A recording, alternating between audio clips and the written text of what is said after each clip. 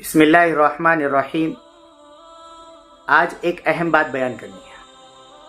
کل گزشتہ میں نے آپ حضرات کے سامنے ہمارے ایک نوجوان بھائی شہاب یہ جو پیدل حج کے لیے روانہ ہوئے ہیں ان پر ہونے والے اعتراضات کو بیان کیا تھا۔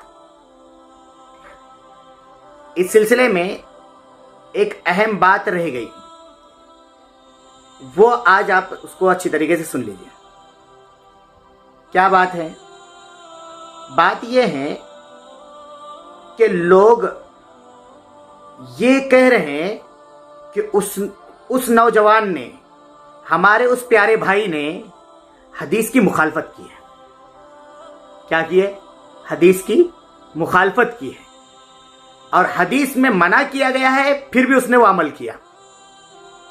تو آج ہم یہ چاہ رہے ہیں کہ آپ حضرات کے سامنے تفصیل سے اس بات کو بیان کر دیں، کیا واقعی ہمارے اس بھائی نے حدیث کی مخالفت کی یا نہیں۔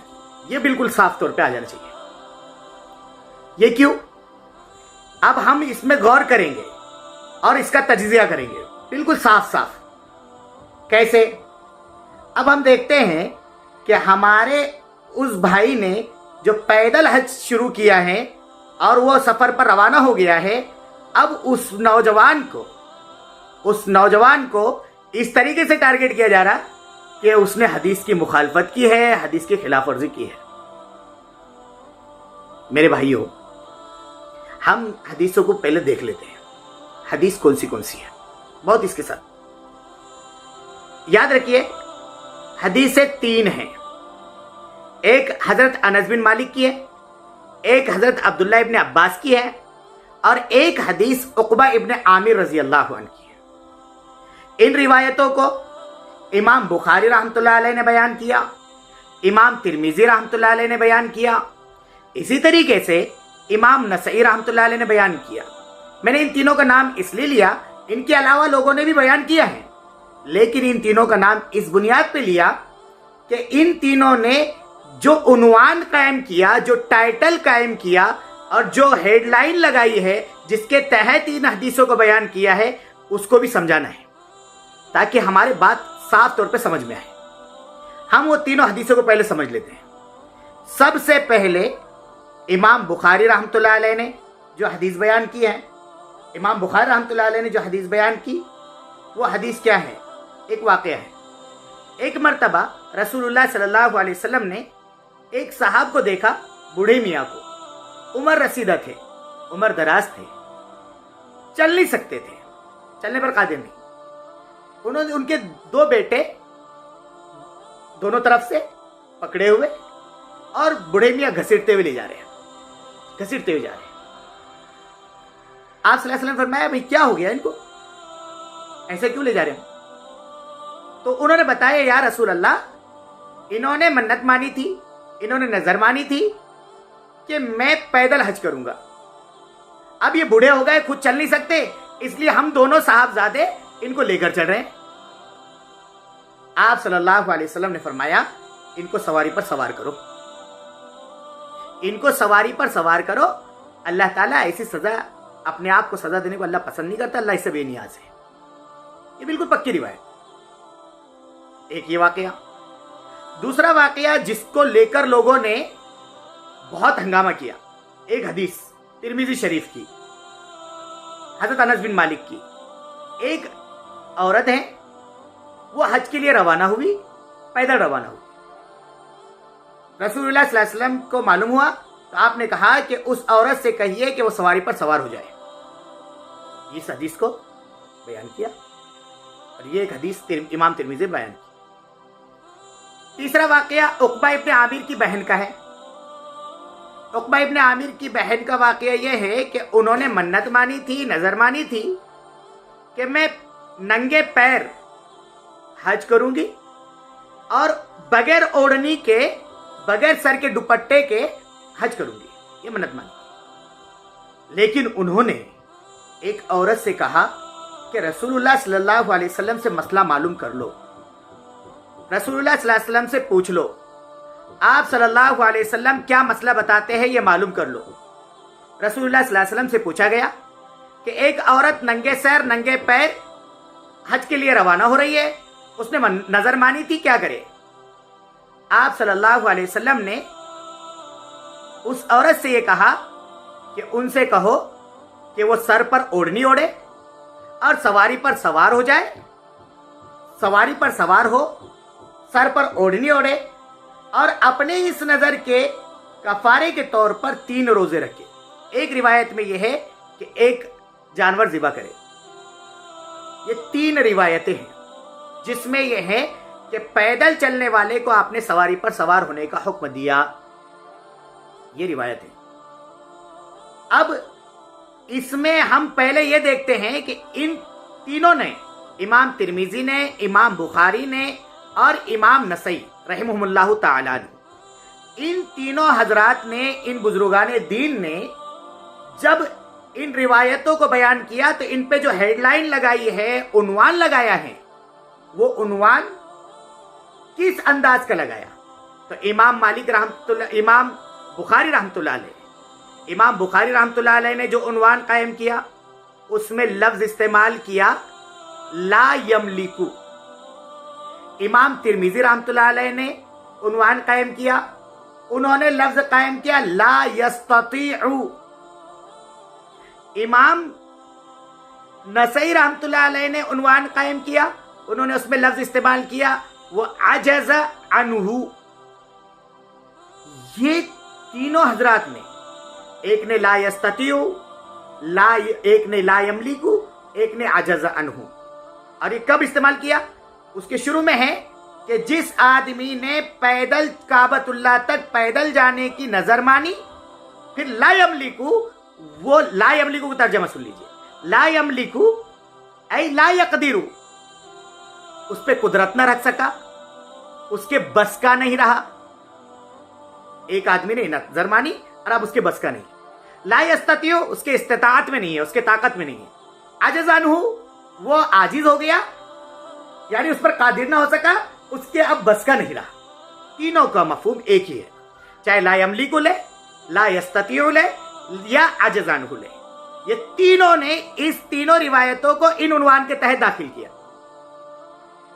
तो अब आप समझिए, हमसे ज्यादा समझदार, हमसे ज्यादा अक्लमंद ये हजरात थे, ये बड़े बड़े हजरात थे। इन लोगों ने जब रिवायत बयान की तो इन रिवायतों को किस उन्वान के तहत रखा? इनको रखा है किस उन्वान के तहत? ला यस्ततीउ, जब बस में ना रहे, यानी ऐसे लोग जिनके बस में पैदल चलना नहीं है, ऐसे लोगों को रसूलुल्लाह सल्लल्लाहु अलैहि वसल्लम ने सवारी पर सवार होने का हुक्म दिया। ये बिल्कुल साफ आ गई, ये इन लोगों ने कायम किया। लेकिन मैं ये नहीं कह रहा हूं, अब जिसको समझना है ये समझे कि ये लोग हमसे ज्यादा अक्लमंद थे, हमसे ज्यादा होशियार थे, हमसे ज्यादा इनके पास इल्म था। उन लोगों ने इन रिवायतों को ऐसे आदमी के लिए ऐसे उन्वान के तहत दाखिल किया कि जिसके बस में पैदल चलना नहीं है, और जिसके बस में पैदल चलना हो उसको इन्होंने नहीं बयान किया, कुछ उसके बारे में कुछ नहीं, खामोश है। लेकिन आप और हदीस पे गौर करिए, इसको इतने पे नहीं बल्कि आप हदीस पे गौर करिए। रसूलुल्लाह सल्लल्लाहु अलैहि वसल्लम ने एक औरत के सर पर ओढ़नी नहीं है, वो निकल रही है, पैदल चल रही है, नंगे पैर जा रही है। एक बूढ़े मियां चल नहीं सकते, ऐसे लोगों को आपने मना किया।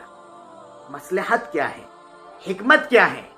हमारे बस में नहीं है हिकमत मसलहत को समझना, लेकिन हम समझे हिकमत क्या थी, मसलहत क्या थी।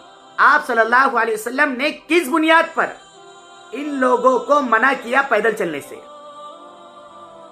कैसे मना किया? कि बेपर्दगी एक वजह, कि बेपर्दगी होगी, नंगे सर जाएगी। दूसरी वजह कि ये बूढ़े मियां उम्र इतनी हो गई कि चल नहीं सकते हैं, अब ये आदमी जब चलेगा तो इसके बस का नहीं है ऐसे आदमी। एक वजह कि नंगे पैर औरत जाएगी, पैर उसके बस में नहीं रहेगा, पैर में छाले वाले पड़ेंगे। अब ये सारी हिकमत मसलहत के साथ एक चीज और है। वो क्या चीज है? اگر رسول اللہ صلی اللہ علیہ وسلم سے جب ان صحابیہ نے آ کر مسئلہ پوچھا اور آپ صلی اللہ علیہ وسلم نے ان کو اگر آپ اجازت دے دیتے تو گویا کہ لوگوں کے لیے ترغیب ہو جاتی اور لوگ اس کو ترغیب سمجھ کر ہر ایک آدمی جس کے بس میں ہو وہ بھی، جس کے بس میں نہ ہو وہ بھی، وہ کیا کرتا؟ وہ آدمی نکل پڑتا حج کے لیے۔